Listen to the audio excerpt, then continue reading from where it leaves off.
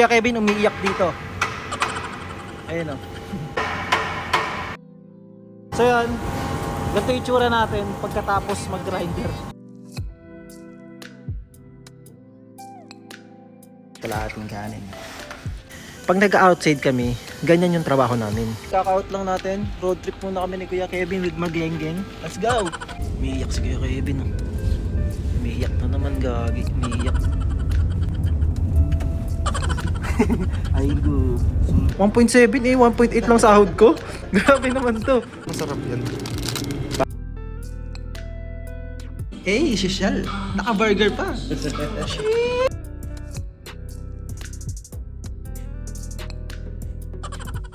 Nung Monday nga, nagpaalam na si Kuya Kevin na papaready siya dito sa company namin. Tayo na naman sa dito.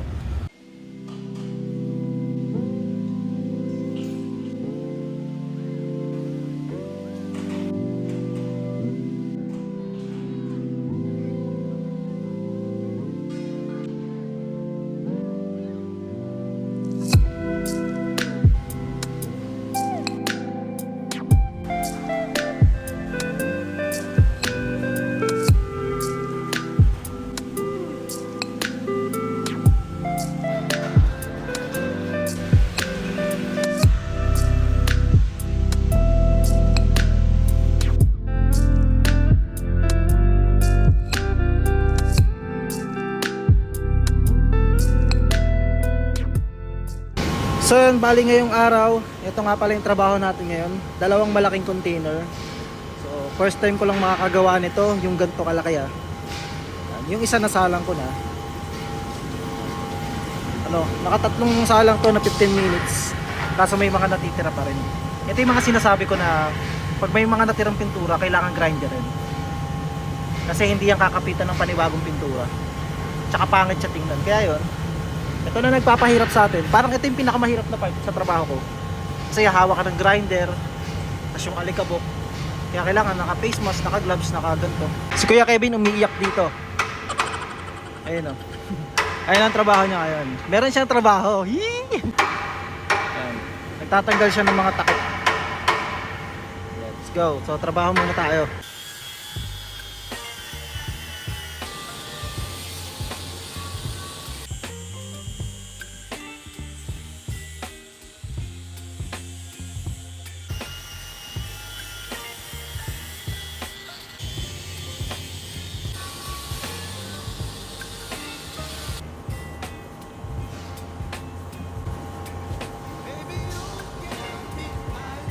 So yun, ganito yung itsura natin pagkatapos mag-grinder. Yung mga alikabok, syempre kakapit sa atin yan. Ayan. Diba?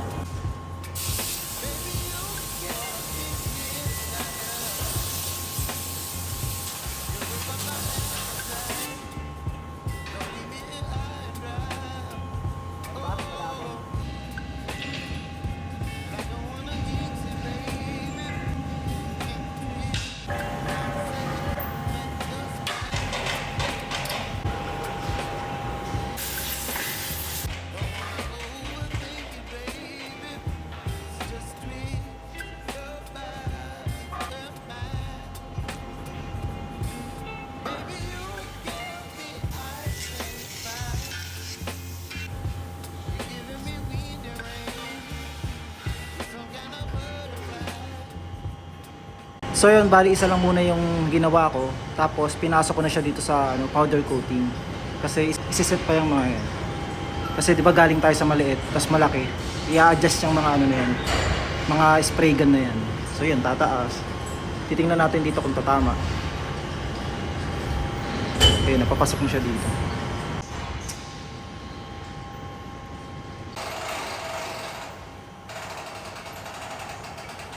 So bali yan nga. Ito, tatama siya dito sa ilalim, di ba? Sa taas naman, okay. Kaso antayin natin yung charging rim natin. Kaso wala eh. Nasa gisok sa'yo, natutulog. Antayin natin siya kung ano yung desisyon. Kung dadagdagan ng chain o ibabawasan ng chain para mas umangat. Or ibababa na lang tong spray gun. Magbe-break time na rin kasi. So yun, bali hindi na natin naantayin yung, yung charging rim namin. Bababa ko na lang to. Kasi hindi naman na pwedeng bawasan yung chain doon kasi dadalawa na nga lang yun. At hindi na pwedeng itaas gano. Ayun, tingnan natin. Baba na natin to. Let's go. Doon tayo sa ilalim, oh.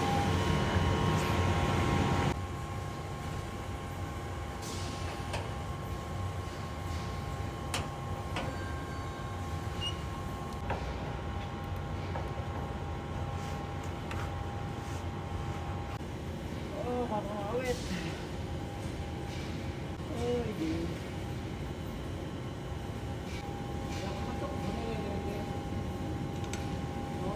Yes sir. Let's go. Kain na daw, kain na. Itsura natin. Let's go. Yung alikabok naman, pag in-spray, natatanggal naman siya. Sarap pang ulam. Bibimbap. Favorite din to, favorite. 이제는 밥 2개 집어넣고 막 하나는 짜. Let's go. Ito lang yan. Go. 이렇게 Sut kalahating kanin. Itsura pag nahalo. Let's go. Tapos seaweeds. So yan, balik trabaho na naman tayo. Alam niyo, masarap talaga matulog pagka natulog ka sa tanghali. Parang ayaw mo nang bumangon. Yung pakiramdam, tuk pa ako. So yun, may gumagawa nga dito sa company namin ngayon. Ang akala namin, parang deliver lang yan. Kasi ang akala din ni Kuya Kevin ay yung mga ano, parang gagamitin pag nag-outside na. Kaso ano pa yan, isi-set up pala talaga yan sa company namin. Dun, sa may malapit dun sa may swimming pool. Yung lagayan ng mga waste namin. So yun, kaninang umaga lang yan dumating. Naka-crane, tas may mga truck. Siguro 3 truck. Tapos yan, tingnan mo, matatapos na ata sila. Nakabuo na sila, di ba? Bilis lang. So yun, di ba lagi ko sinasabi sa inyo na dalawa ang trabaho namin dito. Isang outside at isang company. Pag nag-outside kami, ganyan yung trabaho namin. Wala kami dito sa company. Nasa ibang lugar kami, parang sila. Wala sila sa company nila, gumagawa sila sa ibang company. Bumubuo sila. Parang ganyan din sa amin pag nag-outside kami. Yan, minsan sa initan talaga ng araw, sa bundok, ganun. Tapos, magsisetup kayo. Ganun yung mga sinesetup namin sa outside. Yung mga malalaking, ano na yan, container na yan. Tapos mga tubo-tubo pa. Tapos may mga panel pa. Yan, ganyan. Kung gaano katagal yung project, kunyari, 1 buwan, 2 buwan, ganun siya katagal bago matapos. Tapos, dyan lang kayo. Tapos pag tanghali, aalis kayo dito, kakain kayo, hanap kayo ng kainan sa labas. Yan. Naisip ko lang ganyan na ganyan yung outside namin pag nagtatrabaho kami sa labas. Kala ko yun yung mga gagamitin namin sa susunod na outside. Ayun pala, magsisetup dyan. So yun, ito naman yung gagawin natin. Pangalawa na siya. So hindi naman kailangan bilisan. Chan-chan lang. Dahil dalawa lang ang gagawin natin maghapon. So yun, trabaho na. Let's go. So yun, dalawa lang ginawa natin pero inabot tayo ng 3:30 bago siya maisalang. Kasi matagal yung setting. Tapos yun, pipinturahan na. Hindi pa rin niya naaabot yung ilalim. Kasi sagad na eh, pagka binaba pa, nag-a-alarm. So antayin lang natin yung tsadyang yun para maset ulit. So yun, napinturahan na. Nadiskartehan naman yung yung pagsaset. Bali, inatak-hatak na lang to. Para mapinturahan yung ilalim. Ginanta na lang. Ginanta. Diba? All goods. Then, bali kaka-out lang natin. Road trip muna kami ni Kuya Kevin with Magengeng. Let's go! Saan tayo punta? Doon pala ako sa likod. Tayo. Yeah. Hindi? Na? Eh. License off sa'yo. Drive daw ako. Let's go. Umiiyak si Kuya Kevin. Oh. Umiiyak na naman, gagi. Umiiyak. Aigo. Sulhati tao. Mag-shows. May namimersa ditong mag-withdraw ako. Oo. Ginamit yung card ko. Tas, nag-withdraw siya ng... Hold up eh. Bahala ka dyan. Susumbong kita sa asawa mo. 90, 170 pa. Ay, 1.7 eh. 1.8 lang sahod ko. Grabe naman to. 170 pa. Angas na no. Ay go. Ito na mo, alam mo? binidyo mo rin, no? Binidyo mo para makuha nila yung sahod mo. Confirm. Let's go. So yun, balik kakakot nga lang natin at nakisabay lang tayo kasi bibili tayo ng cotton buds. Really? Nakisabay pa sa ano yun. Magbo-burger lang tayo ngayon. So sahod namin ngayon Pero burger lang kaya namin bilhin. Alam mo yun, yung pakiramdam na ganun. Parang mas masarap yan. Parang nga kasi ang laki niya Ito, double times 3. Ano? Boy, ito sa akin. Alin? Yan. Ito? Bakit? Anong bang kakaiba dun? Ibang pangalan. Putin. Putin burger. Times 3 yan, masarap yan Saan mo nakuha yan? Wala na. Ito na, sir. Hindi, ayoko. Sige na. Parang maliit to, no? Ay, ayoko, walang gulay. Ito na lang sa akin. Nagwap din. Tagal nyo mag-isip. Kaya masarap dito mga kimbap po. So yun, mamaya na tayo mag-usap at may isi-share lang ako sa inyo. So, mamaya. Ito yung ang kwento ng vlog natin ngayon. Pati. Tara. Kain muna tayo. Okay na.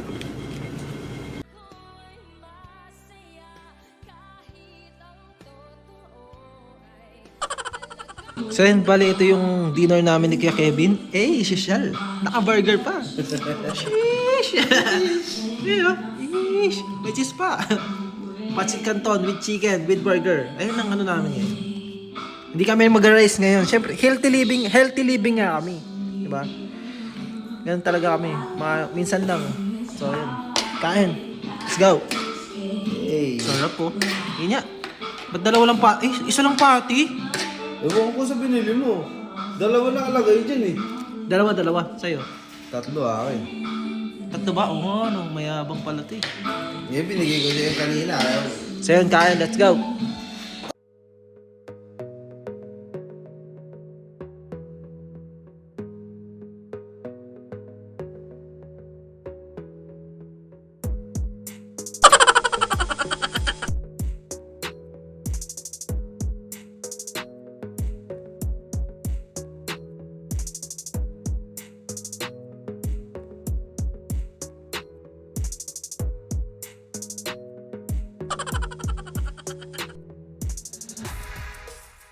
So yun, good morning at kukontinue ko lang yung vlog ko kahapon kasi hindi na ako nakapag-video ng gabi, hindi ko nasabi yung sasabihin ko.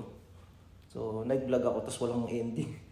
Yung gusto kong sabihin hindi ko nasabi. Bali nung Monday nga, nagpaalam na si Kuya Kevin na paparelease siya dito sa company namin. At nagsabi na siya dun sa tsadyang name namin. Tapos ewan ko kung sinabi na rin sa office. Kasi yung pinag-uusapan na din. Tapos tinanong yung reason niya kung bakit niya gusto magpaalis. Ay gusto niya magpa-release. Kasi nga, sincere si Kuya Kevin na pangalawang balik niya na dito sa Korea. Tapos yung pangalawang balik niya, nakakaisang taon na siya ngayon.